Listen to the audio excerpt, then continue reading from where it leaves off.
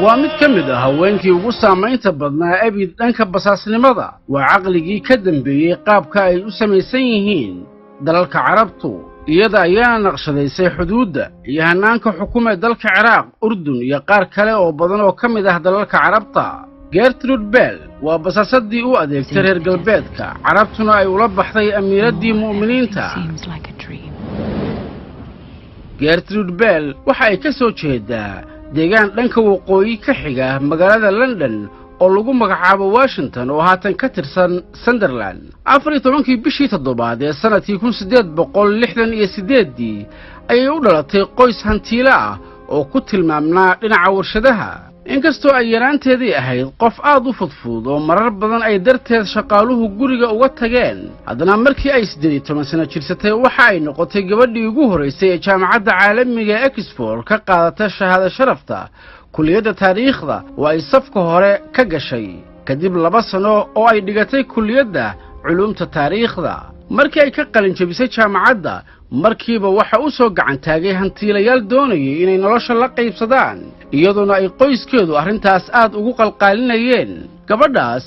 oo aad u jeclay dalxiiska iyo buuro korista ayaa muujin jirtay inay ka caqli badan tahay nin kasta oo soo doonta iyadoo marar badan ay hooyadeed ku canaanatay inay meel iska dhigto caqligeeda badan iyo aragtideeda dheer markii la soo doonto ay qoys samaysato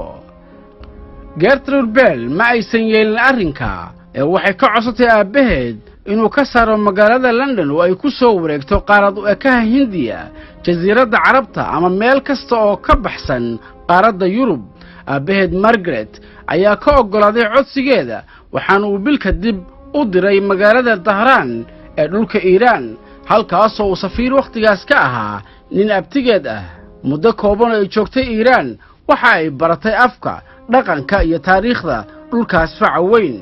sidaas ayay ku bilaabatay qisada Gertrude Bell iyo bariga dhexe dhowr sano kadib booqashadeeda Iiraan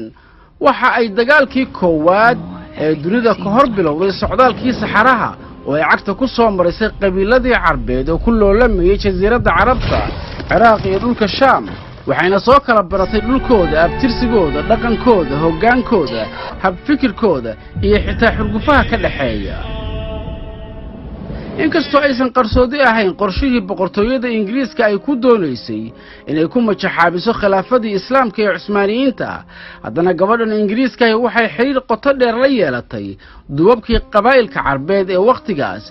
kuwaas oo ay hadiyado iyo hadal macaan ku kasbatay Gertrude Bell waxay ku beerlaxawsatay carabtii reer baadiyaha ahayd inay ugu timid jacayl ay u qabto dhulkooda saxara ah ayna la raadinayso xuquuqdii kaga maqnayd khilaafada Islaamka ee Cusmaaniyiinta waa falsafadii u furtay ridaha dhulka Carabta iyadoo tallaabo u soo qiimaysay goobaha ugu istiraatiijisan dhulkaas oo aan hore xog badan looga hayn taasoo gogol xaar u ahayd qorshihii gumaystaha Ingiriiska uu ku doonayay inuu kula wareego jasiiradda Carabta durba saxaraha lama deegaanka ee Carbeed ayay si kadisa ugu kulmeen T Lawrence oo markii dambe loo bixiyay Lawrence-gii Carabta ninkan ayaa dhulka Carabta ku soo galay inuu cilmi baara yahay balse markii dambe wuxuu u xuubsiibtay caqligii ka dambeeyay qorshihii lagu riday khilaafadii Islaamka ee Cusmaaniyiinta isagoo safka hore kaga jira jawaasista adduunka ugu saamaynta badan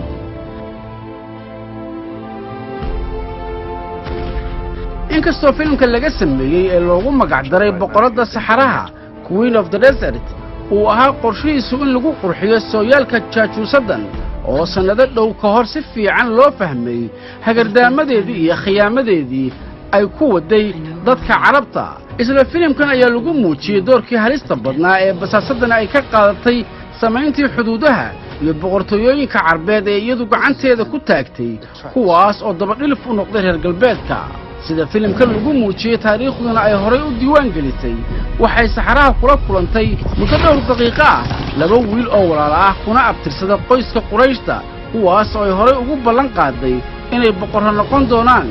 labada midkood oo yaaban ayaa weydiinaya sida boqor ay ku noqonayaan durbadiiba kan kale ayaa la soo booday inay tahay qofta boqorada samaysa arrintan ayaa xaqiiqo noqonaysa kadib markii labadaas wiil ay u kala dhiibtay dalalka Urdun iyo Ciraaq cid kalena ma ahayn waa boqor Cabdullaahi asaasay boqortooyada maanta ka jirta dalka Urdun iyo boqor Faysal oo isna muddo ka talinayay dalka Ciraaq haweeneydan ayaa noqotay qofkii ugu saameynta badnaa dalka Ciraaq kadib markii boqor Faysal ay ka dhigtay boqorkii dalkaas iyaduna qalinka u qaadatay sidii ay u jeexday xuduudda Ciraaq Kuwait Sacuudiga iyo Urdun taasoo ilaa haatan u samaysan qaabkii ay u dhigtay waagaas waxa kale oo xusid mudan inay tahay qofkii hoggaanka Ingiriiska ka dhaadhiciyay in dhulka Xijaas laga asaaso boqortooyada Sacuudiga xilligaas oo qabiilada halkaas deganaa uu ka dhaxeeyay loolan adag waxayna soo jeedisay in la taageero Cabdulcasiis Al Sacuud oo ah aabbaha boqortooyada aan maanta wada naqaan ee dalka Sacuudi Arabia kadib 57 sano oo ay ku galgalatay dhulka Carabta iyo Islaamka ahaydna aqligii yagleelay kuraasta ay maanta ku fadhiyaan duubabka Carbeed iyo xuduudahooda maanta aysan ka talaabi karin shucuubtoodu waxa ay ku geeriyootay magaalada Baghdad sanadku markuu ahaa 1926 iyaduna janaasad ballaaran halkaas loogu sameeyay waxaana ka qayb galay janaasadeeda madaxdii Carbeed ee iyadu saldanada keentay waxa la sheegaa inay u geeriyootay kiriinka hurdada oo iska badisay intii ay noolaydna waxa boqortooyada Ingiriisku ay guddoonsiisay biladda ugu sarreysa ee boqortooyada taasoo lagu maamuusay xogtii qaaliga ahayd ee ka soo ururisay dhulka iyo qoysaska Carabta